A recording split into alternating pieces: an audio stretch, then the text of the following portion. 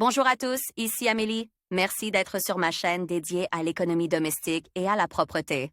On va plonger directement dans le sujet, alors restez avec moi. Un proverbe russe dit « Si je n'ai pas mal, c'est que je suis en bonne santé ». C'est tout à fait vrai, car sans douleur, une personne se sent éveillée et pleine d'énergie. Et parmi tous les signes que les médecins recommandent de rechercher d'urgence de l'aide, c'est la douleur qui occupe la première place. Il existe d'autres signes qu'une personne doit connaître pour ne pas manquer le début de la maladie. La douleur est le premier signe d'un début de maladie, et c'est pour cela qu'il faut aller chez le médecin. Quand consulter un médecin, toutes les douleurs n'indiquent pas le début d'une maladie. D'autres symptômes peuvent l'accompagner. Il peut y en avoir plusieurs qui, combinés, aggravent le bien-être d'une personne et l'empêchent de vivre normalement. Il est possible de dénombrer 10 signes principaux, pour lesquels il est nécessaire de contacter d'urgence un médecin. Douleurs d'origine diverses. Dyspnée à l'assombrissement des yeux. Perte rapide de poids. Cas de perte de conscience. Saignement d'étiologies diverses. Nausées et vomissements. Perte de sensibilité. Augmentation de la température à 38 degrés Celsius et plus. Augmentation de la tension artérielle de 170/120 des plus. Apparition de sang dans les urines. Chacun de ces signes indique une défaillance dans les fonctions des organes. Leur combinaison en groupe indique le début d'une maladie grave. Il faut le savoir.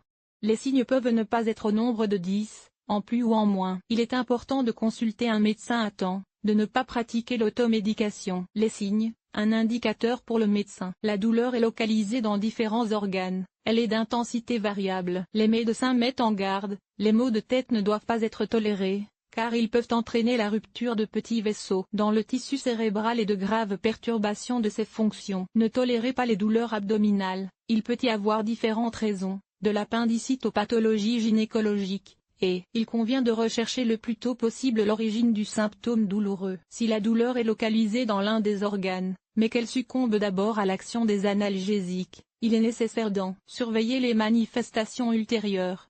Douleur croissante de jour en jour, fièvre élevée, accompagnée d'une faiblesse des jambes, des bras, engourdissement de l'anus, du périnée, troubles de la miction et de la défécation. Lire aussi en 2019. Le traitement des maladies causées par les infections virales respiratoires aiguës est principalement symptomatique. La grippe et les autres infections virales respiratoires aiguës provoquent Avec un tel complexe de symptômes, une personne devrait immédiatement aller voir un thérapeute de district pour faire des tests et clarifier le tableau clinique du début de la maladie. Attention!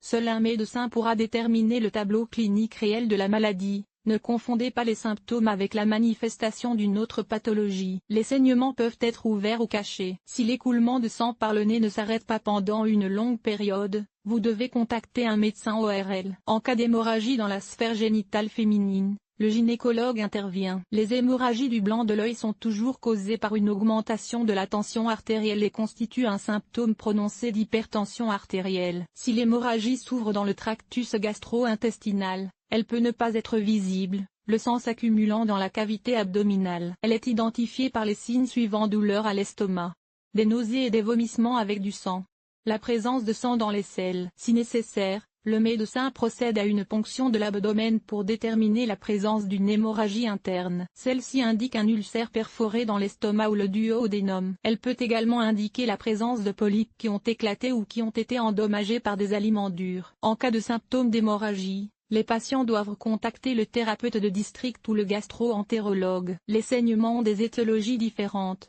de sorte qu'il peut être nécessaire de faire appel à des spécialistes aux qualifications étroites. Si les symptômes se manifestent de manière complexe et intense, et que le bien-être de la personne ne lui permet pas de se rendre à la clinique, il est nécessaire d'appeler une ambulance. L'ambulancier soulagera les symptômes, aidera à déterminer les causes primaires de la maladie, conduira la personne à un rendez-vous médical ou immédiatement aux urgences de l'hôpital pour une hospitalisation urgente.